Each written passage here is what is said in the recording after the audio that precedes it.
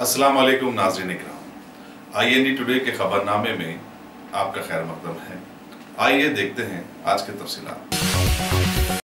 कुल हिंद मजलिस इत्तेहादुल मुस्लिमीन के सदर और हल्का हैदराबाद के पार्लिमानी मेंबर बैरिस्टर असदुद्दीन अवैसी ने शहर हैदराबाद के 2 बम धमाकों के खातियों के सिलसिले में अदालत के फैसले पर तबसरा करते हुए बताया कि 11 साल पहले 25 अगस्त 2007 को शहर के लुम्बिनी पार्क और गोकुल चाट में हुए बम धमाके, जिसमें 42 लोग हलाक हो गए थे और 55 से ज्यादा लोग जख्मी भी हो गए थे, पुलिस ने दूर की कौड़ी लाते हुए 4 लोगों को गिरफ्तार किया और उन पर केस चलाया गया। आज अदालत ने उनमें से 2 को बरी कर दिया। अगर ऐसा था तो पुलिस ने हमेशा की तरह मशकूक किरदार अदा किया है। अब इनके 9 सालों को वापस कौन लाएगा? दूसरी तरफ हलाक हो जाने वालों के लिए इंसाफ अभी भी बाकी है, जिनके खानदान अभी भी अपने चाहने वालों का दुख झेल रहे हैं।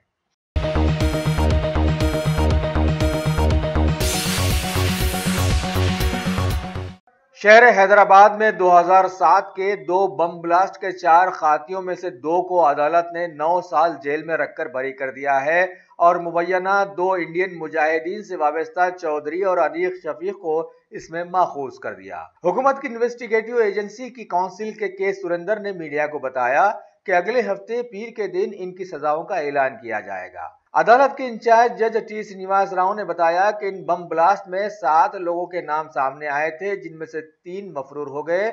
इस सिलसिले में इन्वेस्टिगेटिव टीम्स ने 3 अलग अलग चार्जशीट दाखिल की थी।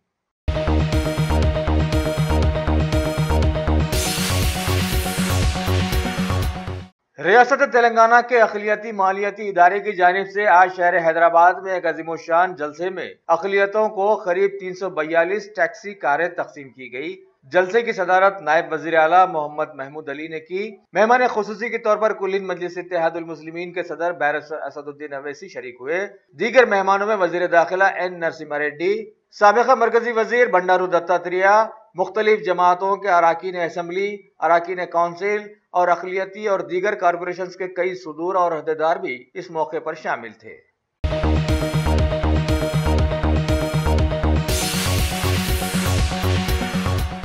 अक़लियती कॉरपोरेशन के जलसे तक़सीम टैक्सी कार्स को मुखातिब करते हुए सदर मजलिस इत्तेहादुल मुस्लिमीन बैरिस्टर असदुद्दीन अवैसी ने हुकूमत पर दबाव डाला कि इसमें मजीद 130 कारें बढ़ा दी जाएं और जल्द से जल्द इनकी इजराई भी अमल में ला दी जाए, क्योंकि इंतखाबात करीब आ गए हैं। जिधर कारें चलेंगी साथ ही साथ उधर हुकूमत भी चल पड़ेगी।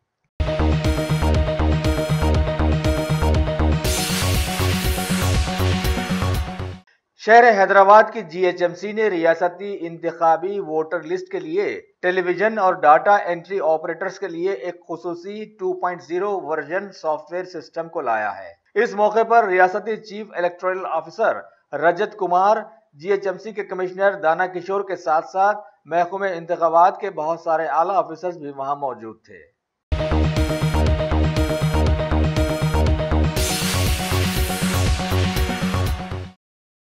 अल्हम्दुलिल्लाह, top selection computers advance technology के दौर में पेश करता है branded computers, laptops, accessories, CCTV camera, उम्दा क्वालिटी, होलसेल एंड रिटेल निहायत वाजबी दाम पर दस्तयाब है।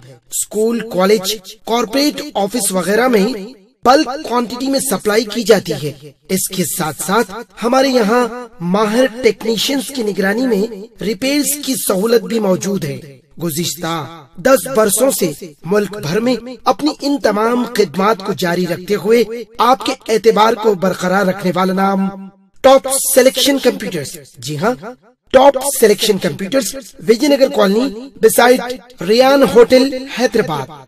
Proprietor Syed Rashid Ali Majid. Phone number 9849715954। Top selection computers.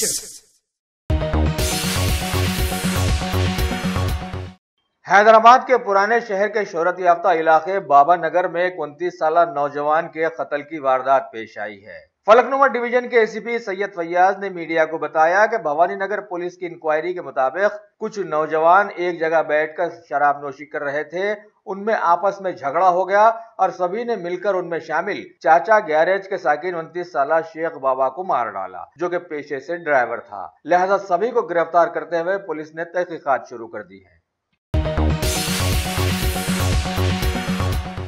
शहर हैदराबाद की चंद्रायन गुट्टा पुलिस के लोगों ने मीडिया को बताया है कि बंडलागुड़े में मारपीट की जो वारदात रोनुमा हुई थी, इसकी शिकायत फैसल यमानी ने पुलिस में की और पुलिस में हरकत आते हुए खाते पीते घराने के लड़ाई झगड़ा करने वाले नौजवान हबीब तलहा की तलाश में आ गई, जो कि मफरूर बताया गया है। खबर है कि साबिका में भी इस झगड़ालू नौजवान पर पिछले 2 साल से कई केसेस पेंडिंग थे। जख्मी नौजवान का अवैसी हॉस्पिटल में इलाज किया जा रहा है। शहर हैदराबाद और इसके मज़ाफात में ना जाने लोगों को क्या हो गया पता नहीं कि हर जगह मुजरों की धूमधाम है और नोटबंदी और जीएसटी वाले माहौल में अब औरतें भी हर वो काम करने के लिए बाजार में आ गई हैं जो कि उनके लिए ममनू था। अभी खबर है कि शमशाबाद एसओटी के लोगों ने एक इत्तला पर कार्रवाई करते हुए जिले रंगारेड्डी में वाक़ केशमपेट के साजिदा फार्म हाउस में मुनक़िदा एक मुजरे के दंगल पर छापेमारी की और वहां से मुजरा करने वाली 3 खूबसूरत मुंबई की नौजवान लड़कियों समेत 5 लोगों को गिरफ्तार करके मुकामी पुलिस के हवाले कर दिया है। बाद में पता चला कि मुजरा करने वाली लड़कियां हैदराबाद ही से ताल्लुक रखती थी। मजीद कार्रवाई जारी है। भारतीय एयरफोर्स का एक तैयारा MiG-27 एयरक्राफ्ट आज जोधपुर में उस वक्त हादसे का शिकार हो गया जबकि वो रोजाना की मामूल की परवाज पर था। पायलट किसी तरह से अपनी जान बचाने में कामयाब हो गया और महकमा इस हादसे की तहकीकात से जुड़ गया है। हमारे जुड़वा शहर सिकंदराबाद के इलाके बोयनपल्ली की लबे सड़क वाक़े एक कॉम्प्लेक्स के पास एक खातून ने अपने आप को जलाकर खुदकुशी करने की कोशिश की। वहां पर मौजूद बहुत सारे लोगों ने किसी तरह से उसको लगी आग को बुझाने की कोशिश की।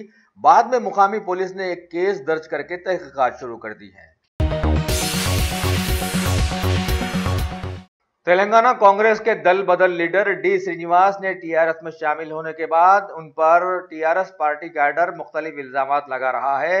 लिहाजा उन्होंने सीएम केसीआर को एक खत रवाना करते हुए आगाह किया कि अगर पार्टी कैडर नहीं चाहता है कि वो टीआरएस में रहे तो उन्हें सस्पेंड कर दिया जाए। रियासती हुकूमत के खास पिलर माने जाने वाले रियासती वजीर आबपाशी टी हरीश राव ने आज हुस्नाबाद के दौरे में एक आम जलसे में शरीक हुए। इस मौके पर उनके साथ वजीर खजाना ईटाला राजेंद्र के साथ साथ बरकी, बलदी और आबरसानी और महकमा पुलिस वगैरह दीगर महकमे के कई आला होदेदार भी वहां मौजूद थे और साथ ही सारे हल्के के कई देरीना कामों को जल्द मुकम्मल करने के लिए भी अहकाम जारी किए गए। हैदराबाद के पसमानदा इलाके पुराने शहर के पसमानदा स्कूल्स में जेर तालीम तुलबा को शहर की कैट एकेडमी के लोगों ने एक मुसाबिकती टेस्ट के जरिए सेलेक्ट करके मुफ्त में 5 दिनों के लिए हांगकांग में वाक़े स्पेस सेंटर के मुशाहिदे के लिए रवाना किया था। आज वो बच्चे अपना टूर मुकम्मल करके वापस हैदराबाद लौटे, जिन्हें एयरपोर्ट पर कैट एकेडमी के मोहम्मद शफी, मस्तान और इरफान ने खैर मकदम किया। Chairman Cat academy doctor Anwar, उनके साथ ही मोहतरमा सोनी और अहमद हुसैन के इस इक़दाम की सेंट निज़ामी स्कूल और इस्लाह हाई स्कूल के लोगों ने बहुत तारीफें की और मुबारकबाद देते हुए उम्मीद जताई कि दूसरे लोग भी ज़हीन बच्चों के टैलेंट को उजागर करने के लिए अब आगे आ जाएंगे। रियासती टीआरएस हुकूमत के सभी एमएलएज लगातार सीएम केसीआर की इज्जत बचाने में जबरदस्त मशगूल दिखाई दे रहे हैं। अभी खबर है कि जाबजा प्रगति सभा पर तनकीदों वाले माहौल में प्रगति भवन में टीआरएस के एमएलए जी बालराजू ने मीडिया को मुखातिब करते हुए बताया कि ये सभा किस हद तक कामयाब रही, ये तो आने वाला वक्त ही बताएगा कि रियासत में अगला सिकंदर कौन बनने वाला है।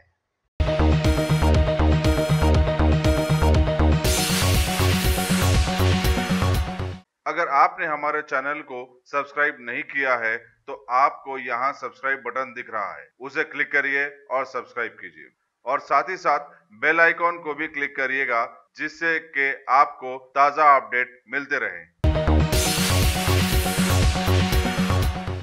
हमारे माहौल में रियासती इंतखाबी मौसम के करीब आ जाने के जबरदस्त इशारे मिल रहे हैं, क्योंकि शहर में कुलीन मजलिस इत्तेहादुल मुस्लिमीन के धमाकेदार काम चल रहे हैं, तो वही अजलाओं में टीआरएस के भी तरक्की याफ्ता कामों की धूमधाम मची हुई है। सीएम केसीआर की सुपुत्री एमपी कविता ने जगतियाल में मुनक़िदा एक इजलास में हुकूमत के कई तरक्की याफ्ता कामों का इफ्तिताह अंजाम दिया और लोगों को मुखातिब करते हुए हुकूमत के कई फलाही इक़दामात की तफसील दोहराई।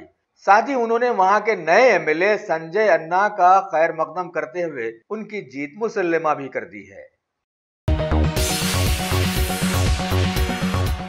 तेलंगाना के जिले संगारेड्डी के साबिका कांग्रेसी हरकियाती एमएलए जग्गा रेड्डी ने टीआरएस हुकूमत के नाम निहाद तरक्की याफ्ता कामों की खलई खोलते हुए बताया कि पिछले 4 सालों से मासूम स्कूली और कॉलेजेस के सैकड़ों तुलबा की स्कॉलरशिप्स में उनका गला दबा दिया गया है। हेलमेट के नाम पर आवाम का भी गला दबा दिया गया है।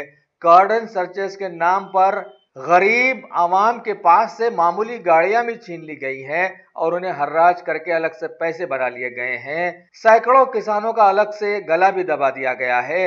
रोजाना की घरेलू अशियाओं की कीमतें आसमान को छू रही हैं और तो और तेलंगाना तहरीक में साथ देने वालों का भी हुकूमत ने गला दबा देने की कोशिश की है।